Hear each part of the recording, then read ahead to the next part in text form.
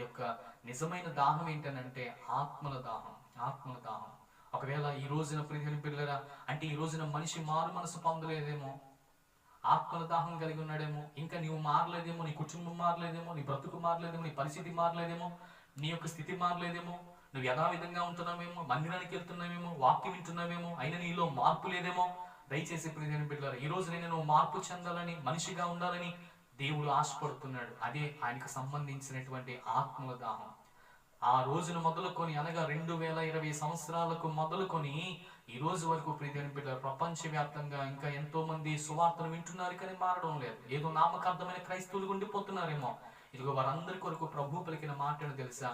నయ్యా, ఆ రోజున సిలువలో నేను పలికినటువంటి మాట అర్థం ఏంటంటే, ఆయన మనందరి కోసం దాహంగా ఉన్నాడు ప్రియమైన బిడ్డలారా. కనుక ఆయన కలిగినటువంటిది రక్షణ దాహం, మానవులను రక్షించేటువంటి దాహం.